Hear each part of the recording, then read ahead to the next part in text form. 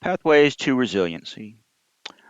Let me start off this topic with a disclaimer that I am by no means an expert in this field, nor in mindfulness training, but I have interviewed quite a number of professionals who are experts in this field who you might relate to. One is Carter Lebares, who's the director of the UCSF Mindfulness and Surgery Program, Eric Schoomacher, who's a retired Surgeon General for the U.S. Army, Wayne Meredith, who was the department chair of surgery for Wake Forest University, Susan Mackinnon, who recently gave the Olga Jonassen Lecture at the American College of Surgeons and is a neuroregeneration surgeon, Daniel Kahneman, who's author of Thinking Fast and Slow, Mihail Csikszentmihalyi, who's a father of flow. So while I don't know that I am an expert in any way, shape, or form, I have met many who are, and I'm hoping I can pass this knowledge off to y'all. Resiliency was defined by Susan Mackinnon at her lecture as the ability to anticipate, persist, and thrive under conditions of adversity, uncertainty, change, and pressure. Are there pathways to resiliency and peace of mind? How do we survive the past, surviving past failures, the future, fearing the future, and the present, the here and now? How do we survive burnout? And how are these tied to mindfulness? In life, we're not infrequently faced with paths of uncertainty. And it is always nice when we have a compass and a guide. It helps when we have someone point us in the right direction. What are the objectives of this talk? One is to help the learner explain the six paths of resiliency. Two, to explain the benefit of a mindfulness program to enhance your presence in the future. And three, become embracing in these concepts and willing to invest some time in adopting simple ways to improve how we respond to stress. These pathways to resiliency, as was recently explained by Susan Mackinnon to us, are sleep, nutrition and fitness, meditation, mindfulness, self compassion, gratitude, and connection. I went ahead and asked Susan Mackinnon to record this conversation with me so that she personally could explain what these six pathways look like and how she proceeds to invest her time and energy into them to have a whole life. The important part is that you can actually build resilience. Here we have a reference to Mike Mattis's work. Mike Mattis has built a lot of resilience. So he's a thoracic surgeon who now has a phenomenal coaching company that really helps with this. It's the Resilient Surgeon, and he wrote this article for Alec to publish in the Annals of Thoracic Surgery to give the science behind. You were talking about the science behind all of the aspects that you can go through in order to build resilience. And knowing the audience of thoracic surgeons, when you start to get to some of the components of what you need in order to become resilient, it's a little woohoo. And so what Mike did was he went through all the literature to show the basis, the science behind it. And there is science behind it. So the six things that he talked about were sleep, diet, exercise. That's something that is basically bought in by physicians and surgeons. They know that is correct. Whether or not they actually honor the sleep part's another thing, but they know that's important. But then the other four things that Mike talked about, meditation, gratitude, self-compassion, and connection, they're very foreign to most surgeons. And there actually are studies that show that all of these things can help with burnout. And yet the number of surgeons that practice these latter four of meditation, mindfulness, awareness, gratitude, self-compassion, and connection is really not a common practice. Before we move on to the next set of interviews, let's focus first on mindfulness. As I alluded to, mindfulness seems to me to be the fulcrum between how we handle the past and our preparation for the future.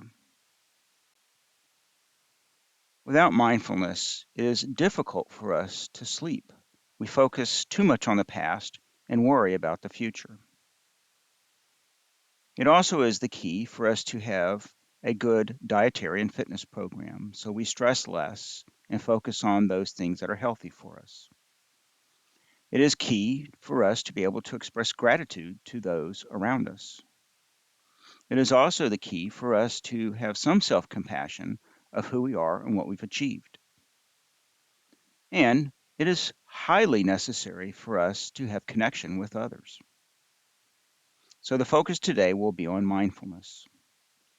The first person now I will have discussed this topic is Dr. Eric Schoomacher, who is the past Surgeon General for the U.S. Army. He will reflect on his encounter with advanced melanoma and how mindfulness helped him in dealing with this.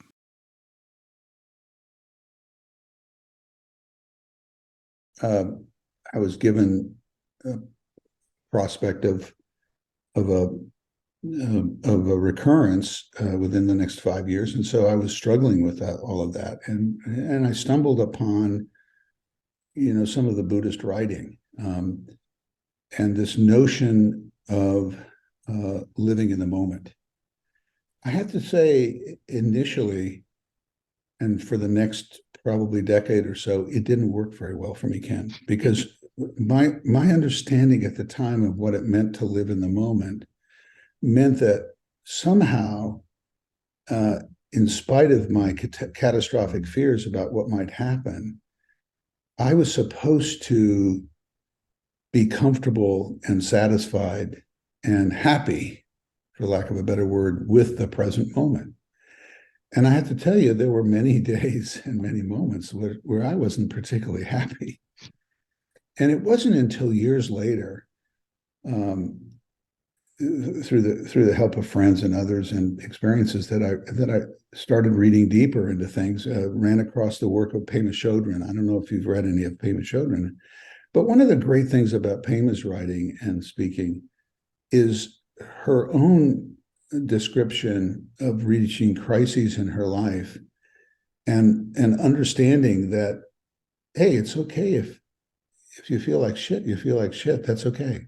That's part of present mindedness, is to accept that there are bad days and there are good days.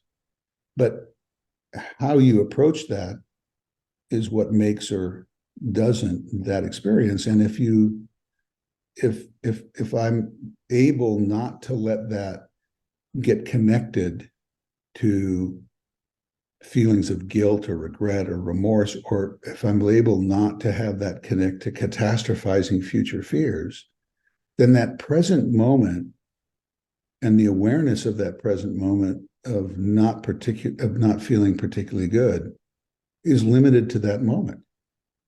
And the same could be applied to when things are going well. After a while, I've come to understand that even the moments that are the very best are just to be appreciated for what they are, and without a promise that the next moment or the next moment is going to be better or not better. In fact, this phenomenon of, I think it's called hedonic adaptation, that once we get something good in our lives, we're not satisfied with that. We want the next thing to be even better, and to be even better and even better. And God forbid that it should be taken away from us because we've adapted to that hedonistic feeling, that dopamine surge. And should someone try to take that away from us, then we're really miserable. So I began to realize that this notion of living in the moment in the popular culture that I'm preparing you for is not fully understood. And what I do like about your talk is that you quickly move from talking about living in the moment to present mindedness. And there's a subtle difference there, at least in how people interpret that, if you understand. I think when people hear, I'm going to live in the moment, their immediate thought is, I'm living in the moment looking for happiness, looking for gratification. Whereas present mindedness is a little more agnostic and neutral. It just says, acknowledge the present. Acknowledge the present for what it is. You follow my distinction? Yeah, and some of the elements of what is in the present moment are good and can be enjoyed, and sometimes what is in the present moment is not, but it's not going to haunt you for the rest of your life. And I think what I learned from that experience about melanoma was that when people told me, "Oh, the way you get through this, Eric, none of us is guaranteed life," is just live in the present moment. And I took from that this notion, oh, I guess what I'm supposed to do then is to figure out what's good about every present moment. And Pema reminds us that no, every present moment is not necessarily pleasant and harmonious and dopamine rich. I love her metaphor about the woman being pursued by tigers. If you recall that story, that there's a woman being pursued by a tiger. Do you know this story? And she's running from the tiger who's going to eat her, and she comes to the edge of a cliff, and the lion is coming up on her, and so she sees there's a vine hanging from the cliff, so she climbs down the vine, and the tiger is above her looking down on the vine, and she looks down at the bottom of the cliff where the vine is down, and there's another tiger at the bottom of the cliff. And at that point, a mouse comes out of a small hole and begins to nibble at the vine. And she notices in front of her a strawberry. And she plucks, and she says, and Pema says in the story, a lion above, a lion below, a mouse chewing at the vine, which could go anytime. And she plucks the strawberry and eats it. And that's the metaphor of life, is it not? I mean, life begins, life ends. You don't know when the vine is going to break. Hey, there's a strawberry. Eat the strawberry. Present-mindedness. So that's one comment I would make in the beginning, is this transition that you make in the talk, if you could go back to it briefly, where you start by talking about living in the moment, but not allow people to mistake that for a sense that, oh, I'm supposed to make the moment into something that it isn't. I'm supposed to make the moment into something pleasant or happy or something. Walt Pyatt right now, who's the current director of the Army staff, one of the most senior officers in the Army, is a very strong proponent of present-mindedness. He credits present-mindedness and mindfulness with having gotten him through, many combat deployments and difficult times. He is working with Amishi Jha, I may have mentioned to you, a neuroscientist at the University of Miami, who is a great inspiration for me, and has written, and who herself, if you've not seen her videos, I've done a couple of them with her on Google and elsewhere. She with the help of Walt, has gone into the Army to teach senior Army leaders about the importance of present-mindedness. The reason I bring that up is that a lot of people, I was at the War College up in Carlisle, Pennsylvania, the Army War College yesterday, talking and leading a mindfulness exercise at the beginning of my class. And I told the class, look, this is associated in so many people's minds with sort of smoke and mirrors and, earthy, crunchy stuff. But this is real. This is also real neuroscience. And this is how our minds operate. And this sixth sense that we have of awareness is a phenomenon that might distinguish us as humans and is protective of us. It helps us to have a much more meaningful life. And Amishi Jha's work is exactly on that. She's teaching senior leaders that her science and her experimentation at the University of Miami has shown an objective improvement in the level of attentiveness, and the level of memory access when one has a practice of present-mindedness and meditation, mindfulness meditation.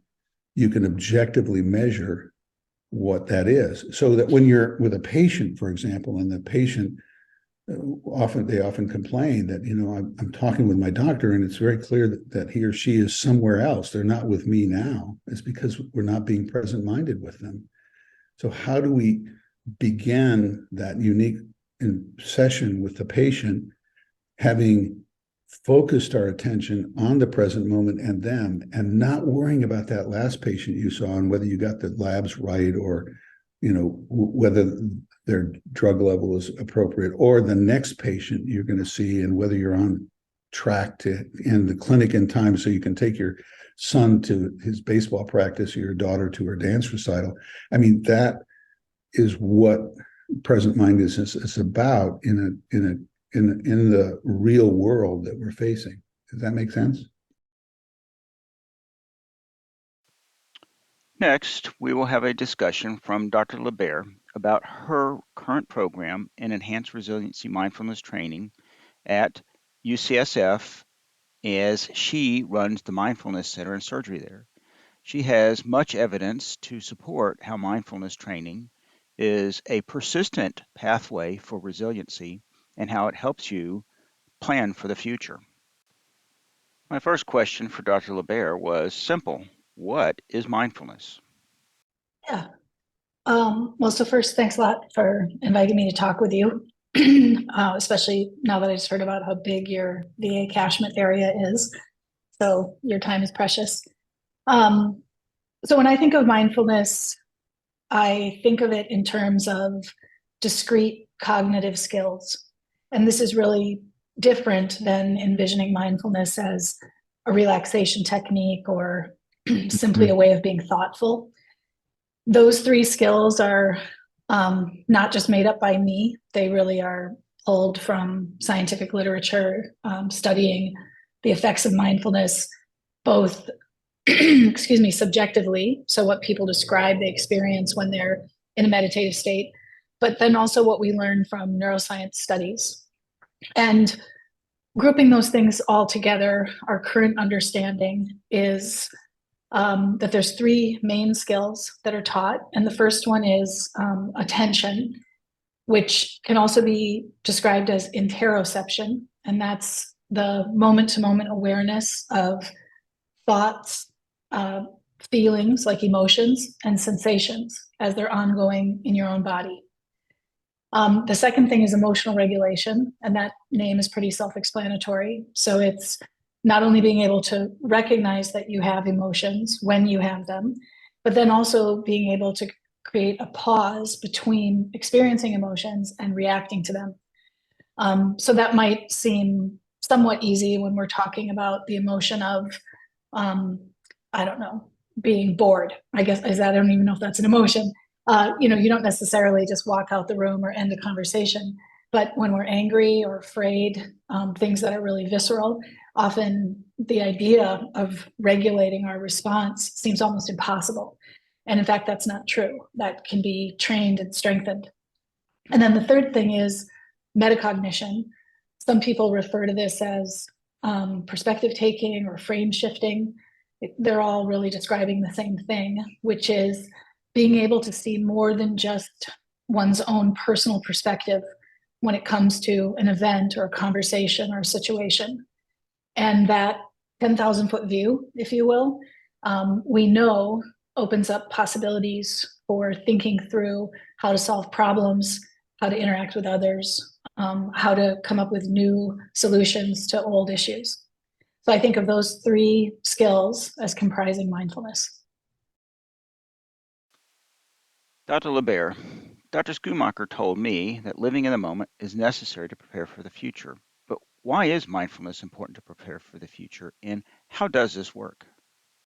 Yeah, so I love this question because it's hard to imagine how the two things could be connected, right? Mm-hmm. Like if you're so focused on this moment, how can you possibly be thinking about or planning for a future? What's interesting about this is that when we look at those parts of the brain that are consistently activated, in particular strengthened by practicing meditation, there's a few distinct parts that tend to light up and grow stronger under functional neuroimaging studies. And there are relationships, like functional connections between certain parts of the brain, that also become stronger. And so what's kind of fascinating is that one of the parts of the brain that's commonly engaged in the development of mindfulness skills is part of your executive control network in the front and lateral part of your brain. And this part of the brain we know is strengthened, and in turn does strengthen our ability to focus and have attention to the moment. In doing that, we're actually noticing more of what's here. And that might not seem important, but for instance, there was a study that was recently published by some neurosurgeons in the UK who taught a modified mindfulness-based curriculum to neurosurgeons and other trainees, and then did a study looking to see if when they watched a video of a common surgical technique that they all were familiar with and were asked to count how many times the scissors were used, that ability to count correctly wasn't any different between those who got mindfulness and those who didn't. But those who got mindfulness training were better able to notice when something that didn't belong in the surgical field was present. So these are like peripheral distractors, right?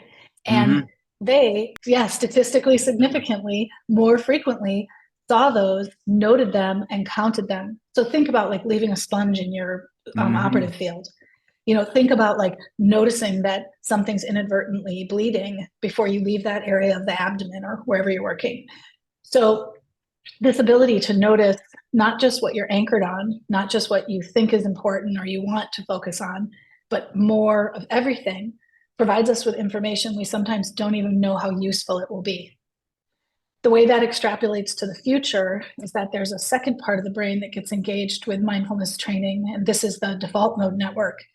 And in fact, we believe that the default mode network is probably the central pillar in neural networks that allow us to plan future actions. And so while Dr. Schoomacher may have been saying this in more of a metaphorical sense, we learn to live in the moment so that we have a broader skill set. We're more aware of what's really going on. We have better self-awareness, and it helps us perhaps perform better in a future that's unknown. In a literal sense, that's also true. In a neurocognitive sense, that's quite true. This default mode network is where we generate possibilities of what we'll do next. It's where we create mental models and run through what those might look like.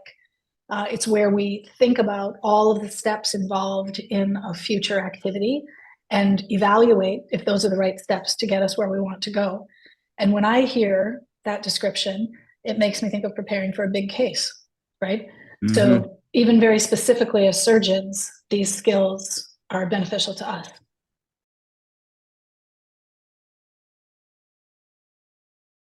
But can you go a little bit more into about how this training can allow me to really deal with the person in front of me who I clearly have a disagreement with, or the negative situation, a bad outcome in the operating room, or a huge conflict in a critical situation? How does this process help me change the way I see things and respond to this type of conflict, confrontation, or failures?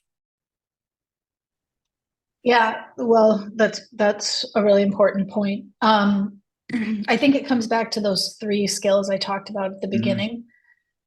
So self-awareness, interoception, emotional regulation, and then perspective taking. And I think, you can take the example of something bad happening in the OR, or as you said, like a conflict with a person who's right in front of you. And there's a few things that happen in both those scenarios for really, really all of us. The first thing is we start to worry, right? So, oh my God, this complication just happened.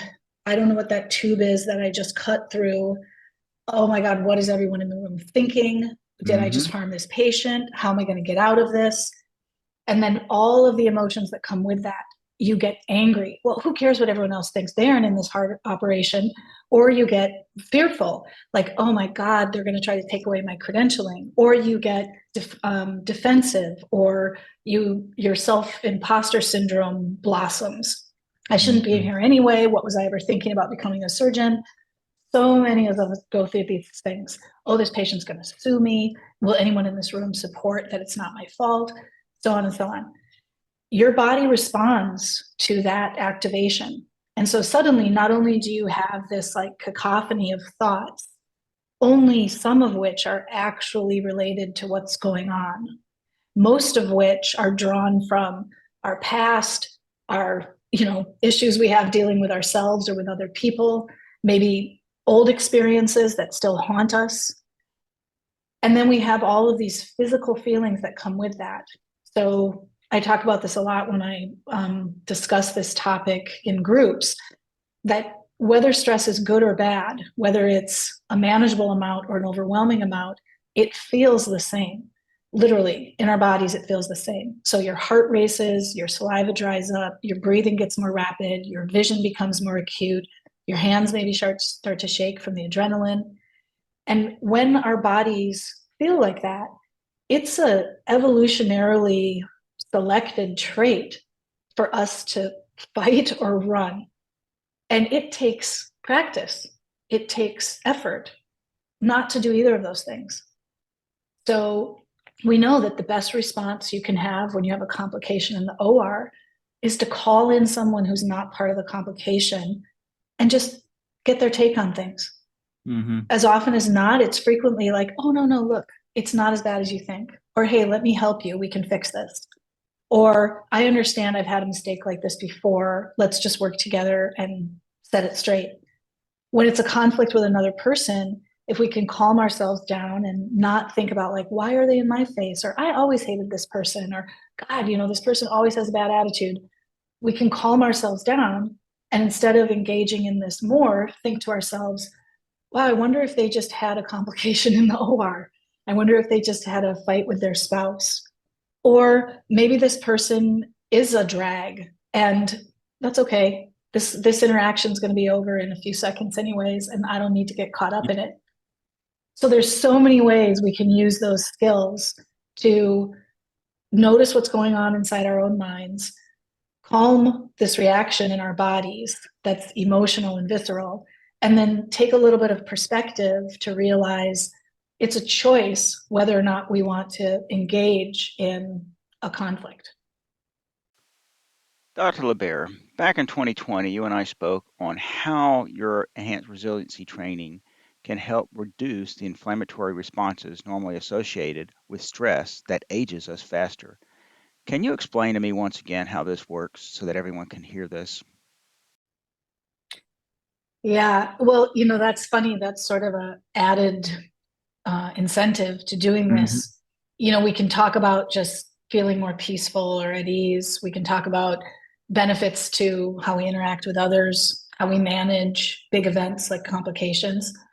And those are sort of subjective or interactive benefits. But then we really have gathered additional data, and this has been done by other groups in other fields for quite some time now, showing that there are true objective benefits. So things that even if you wanted to pretend you were improving in these ways, you couldn't affect this based on just your preferences. You couldn't affect this based on just whether you like or dislike mindfulness.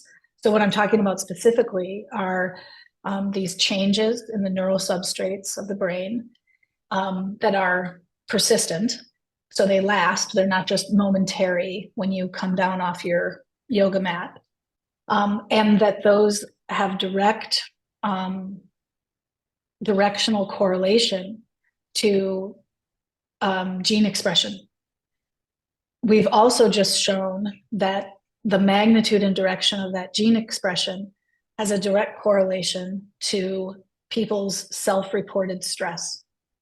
So to break it down a little bit more, we're writing up this work right now, but the most recent randomized controlled trial data that we have, which got kind of delayed being submitted because of COVID. This trial ended just as COVID was hitting us.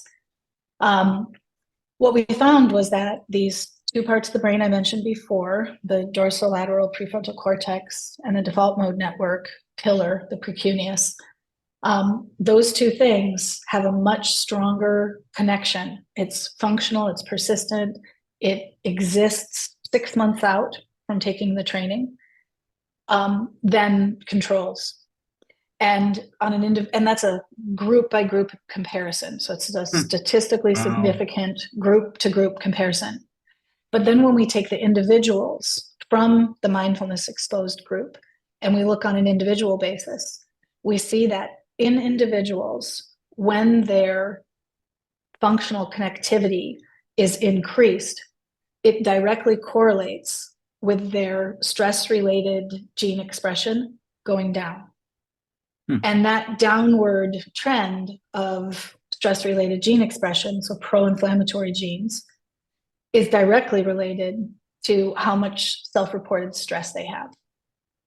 So we're seeing now that there's changes in neural substrates, there's a quantitative, objective, physiologic correlate, which is gene expression, and then there's a behavioral change, which is the lived experience of stress.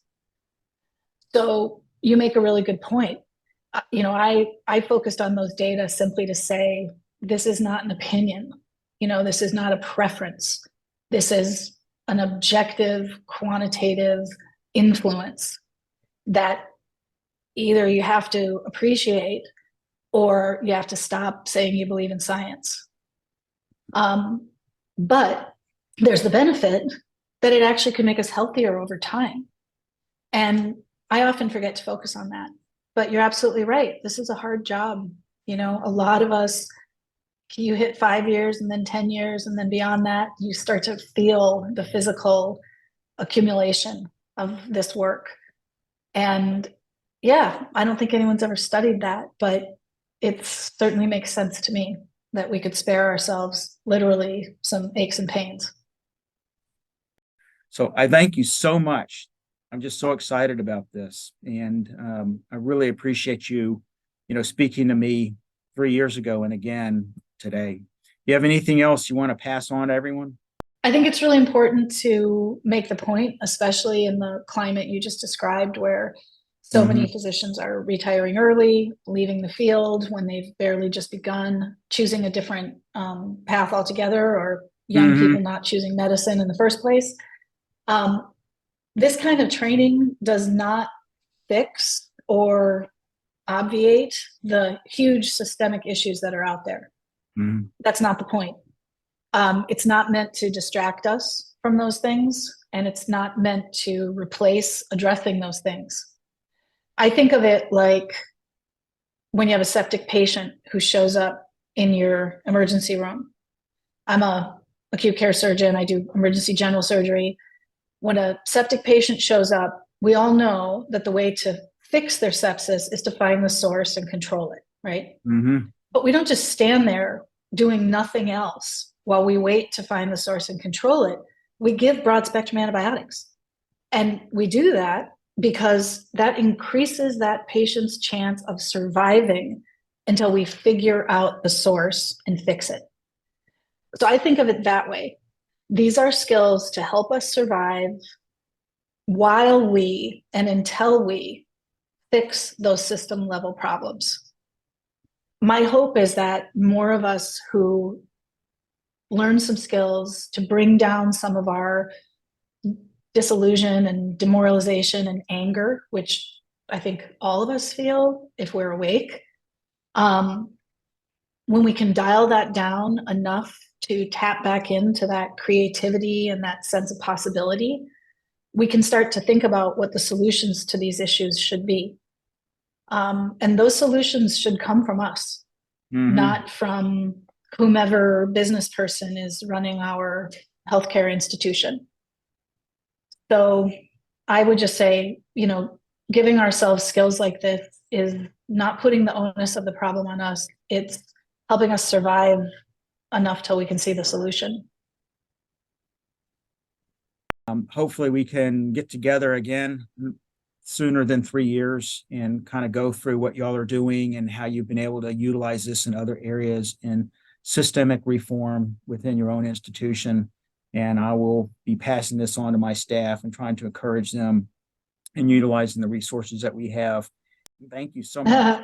Appreciate your time. Yeah, thank you too. Yeah, it's always a Okay. pleasure. Thanks a lot. All righty. Well, you take care. All righty. Bye-bye. Okay, bye.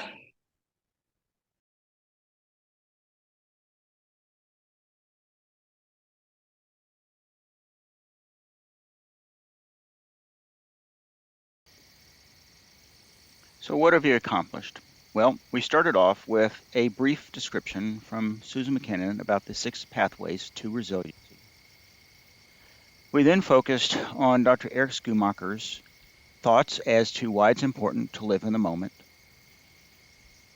And then Carter Lebares explained to us about their program's enhanced resiliency training and how this influences our ability to practice mindfulness and help reduce our stress gene enhancement proteins and hopefully live a longer, less painful life as we age. I depart by leaving some words from Dr. Mackinnon, where she explained one of the simplest ways to practice self-compassion is to enter a process of loving kindness, which I will leave this with you to review on your own time. Are there any questions?